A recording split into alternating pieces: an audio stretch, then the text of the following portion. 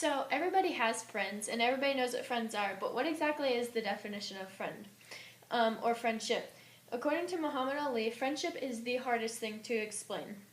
Being a good friend is a necessary characteristic to have because we just rely on our friends so much, and knowing the basics of friendship will help you become a better friend. So in this speech, we're going to go over a little bit about the definition of friendship, the types of friends, what influences or what makes a friend, and the lifespan of friendships. So, to start off, we're just going to figure out what the definition of a friend is. So, we go to the Merriam-Webster dictionary, and the definition of a friend is a person you like or enjoy being with. But what's the difference of a best friend, a friend, versus an acquaintance? So, a study at Illinois by Anna Ryback and Francis McAndrew says, people perceive relationships with best friends as more intimate than other friendships, and other friendships more intimate than acquaintances. So that kind of clears it up a little bit.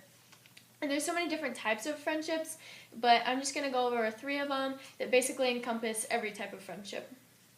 So there's reciprocal friends that people consider each other as equals. There's lots of commitment, and example of this would be like a best friend kind of thing.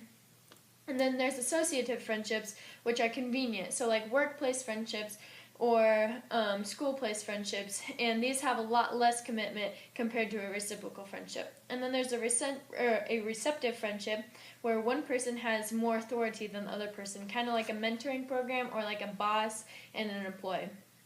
And all these definitions I got from a primer on communication studies, which is our textbook. Also, we're going to go over a little bit about what influences a friendship. So we know what different types of friendships, but how do you make these friends? How do you just become friends with people? So the basic thing is similar interests. So things you're involved with or activities you do, people you do them with, you become friends with just because you see them every day. You guys like the same things, so it's easy to become friends with each other. Another one is like the school and workplace friends. You go to school with each other every day. You see each other every day. You kind of basically have to be friends with them. Usually these start out as associative friendships, like we said, but a lot of them can turn into reciprocal friendships. So you become more friends outside of work or outside of school. And then another big influence on friendships nowadays is social media. So it can be both good and bad on friendships.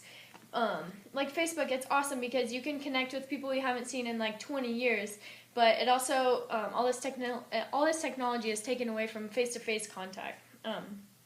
So I found an article on cyberpsychology.com, and a group of people did a study on equality of friendships, like friendships that are strictly offline, friendships that are strictly online, and then a little mix of both. And they discovered that offline friendships were higher quality than online friendships, and same with both. The mixture of online and offline were of higher quality than offline friendships, and this just proves that people like that face-to-face contact. But the social media is also kind of scary because in another article I found that called the Scholastic Scope magazine, it says that social media is taking away from face-to-face contact, and that kids are mistaking their online friends for their offline friends. So people that like their photos or people they're friends with or all their followers, they consider their friends rather than the people they hang out with every day. So that's kind of scary too.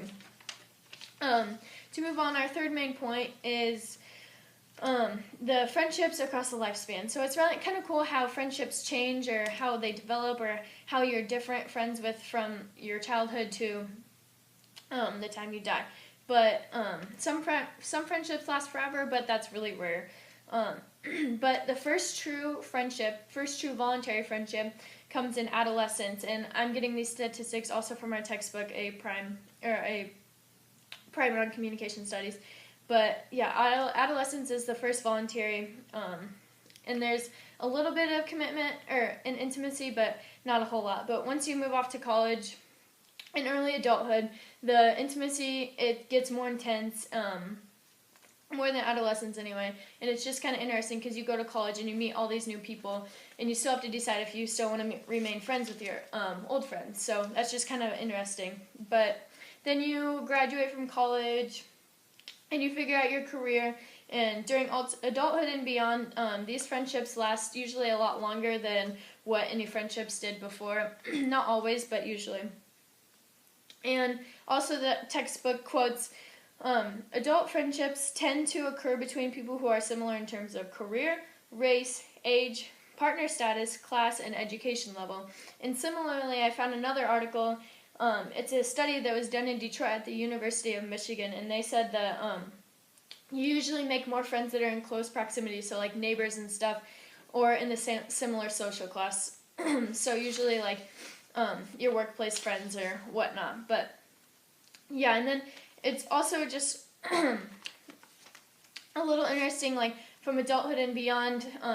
I guess 60 plus, you get older, your physical ability gets weaker, your mental ability gets weaker, and so it's harder to keep up on your social status. But there's some things that help with that, like assisted living facilities, nursing homes, retirement homes. I know I work at an assisted living facility, and it's great to see all the socialization going on, all the friendships. I know they weren't friends before living there, but they just take forever to eat because they're having so much fun with all their friends, and that's just awesome to see for those kind of old people that are kind of losing it just a little bit. But yeah, that's really awesome to see. But to conclude, we talked about the definitions and types of friendships and what influences friends and how friendships are different from across the lifespan. But friends are just so unique because everybody depends on them, and it's just important to have those friends and know how to be a good friend.